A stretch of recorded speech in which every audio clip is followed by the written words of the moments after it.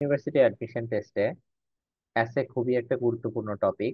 তো এসে কিভাবে আমরা খুব ভালোভাবে লিখতে পারি এর একটা কমপ্লিট আউটলাইন এবং প্রসেস আমরা এই ভিডিওতে জানবো।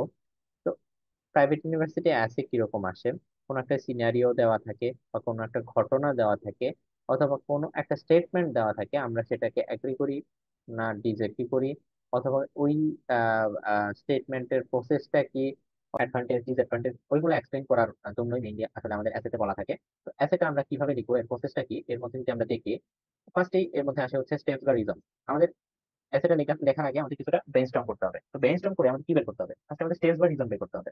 স্টেপস বা রিজন কি, অর্থাৎ আমি যে একটা নোন বা আননোন টপিকের উপর এসে লিখতে যাব, সেই এসেটার কিছু পয়েন্ট আমাকে আইডেন্টিফাই করতে হবে যে আমি এই পয়েন্টের উপর লিখবো। অ্যাডভান্টেজ ডিসঅ্যাডভান্টেজ যদি আমি লিখতে চাই, তখন অ্যাডভান্টেজ গুলো কি ডিসঅ্যাডভান্টেজ গুলো কি সেগুলো আমি আইডেন্টিফাই করবো, সেটা হচ্ছে স্টেপস বা রিজন। এরপর এক্সপ্লেইন।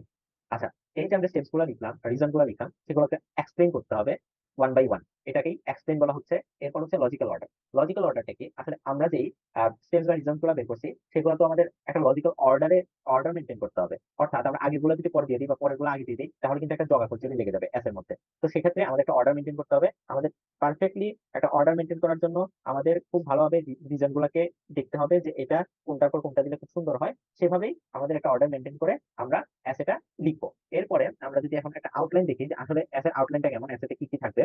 অ্যাসেতে ফার্স্টে আমাদের থাকবে একটা ইন্ট্রোডাকশন। ইন্ট্রোডাকশনটা 4 থেকে 5 সেন্টেন্সের হতে পারে। ইন্ট্রোডাকশনের ফার্স্টে থাকবে ইন্ট্রোডাক্টরি সেন্টেন্স। ইন্ট্রোডাক্টরি সেন্টেন্স তোমরা জানো যে এসেটার বা হচ্ছে কোনো একটা টপিকের ডেফিনেশন বা এর মেইন যে আইডিয়াটা, এই মেইন আইডিয়াটাই মেইনলি ইন্ট্রোডাকশনে থাকে। এরপর আমরা কি করবো, ব্যাকগ্রাউন্ড ইনফরমেশনে দেবো। এই মেইন আইডিয়া বা ইন্ট্রোডাক্টরি সেন্টেন্সের পরিপ্রেক্ষিতে আমরা কিছু ব্যাকগ্রাউন্ড ইনফরমেশন দিব। যে এখানে যেহেতু লেখছে playing online games is a waste of time for children, এটা কেন ওয়েস্ট অফ টাইম, এটা কিছুটা আমরা এক্সপ্লেন করবো 1 থেকে 2টা লাইনের মধ্যে। এরপর হচ্ছে আমরা সেন্ট্রাল আইডিয়াতে চলে যাবো। সেন্ট্রাল আইডিয়াটা কি হবে, যে এখানে হতে পারে যে there are several reasons by playing games is waste of time. অর্থাৎ আমি এখানে বলছি যে অনেক রিজন আছে যে আহ, আহ, কেন অনলাইন গেম আসলে West of time for children's, যেগুলো আমি পরবর্তীতে বডি প্যারাগ্রাফে এক্সপ্লেইন করবো। ওকে, বডি প্যারাগ্রাফে আমাদের 12 থেকে 15টা সেন্টেন্স থাকতে পারে। বডি প্যারাগ্রাফে ফার্স্টে আমাদের ওই যে আমরা স্টেপস গুলা বা রিজন গুলা বের করছিলাম ব্রেনস্টর্ম করে, ওইগুলো আমাদের লাগবে। তো ওইগুলা ধরে নিলাম যে আমাদের এই টপিকের ক্ষেত্রে low performance, lose communication skill and mental health disorder. এখানে যদি আমরা একটু রিলেট করি যে playing games is a waste of time for children, তো সেখানে তাদের লো পারফরমেন্স কেন, তাদের একাডেমিক স্টাডি সেখানে তাদের পারফরমেন্সটা লো হয়ে যায়। তাদের কমিউনিকেশন স্কিল ভালো থাকে না, তাদের কমিউনিকেশন স্কিলটা আসলে আস্তে আস্তে ডিক্রিজ করতে থাকে। এরপর তাদের মেন্টাল হেলথ বিভিন্ন ডিসঅর্ডার হয়। এটাই হচ্ছে এইগুলাই হচ্ছে আমরা বের করছিলাম যে ব্রেইনস্টর্ম করে। এইগুলাই আমাদের বডি প্যারাগ্রাফে লাগবে। তো বডি প্যারাগ্রাফ ফার্স্টে আমাদের কি দরকার, একটা topic sentence.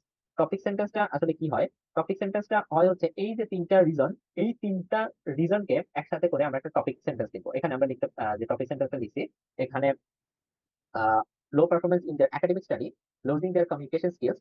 It causes various types of mental health disorders. Are some in the various types of mental health disorders are some main reasons why online games are waste of time for students.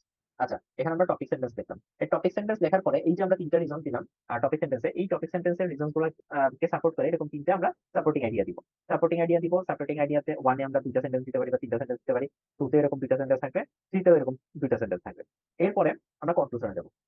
কনক্লুশনে আমাদের first সেন্টেন্সটা হবে restatement of the central idea. অর্থাৎ আমরা যে central আইডিয়াটা দিছিলাম, there are several reasons for playing games is a waste of time, এটাকে আমরা প্যারাফ্রেজ করে অথবা ভাইস ভার্সা করে একটু উল্টাপাল্টা করে আমরা কনক্লুশনে ফার্স্ট সেন্টেন্সে দিব। এরপরে আমরা কনক্লুশনে দুটো সাজেশন দিব। সাজেশন কি, ডেইলি লিমিটেড টাইম এই টপিকের ক্ষেত্রে, অর্থাৎ একটা লিমিটেড টাইমে তারা গেম খেলবে।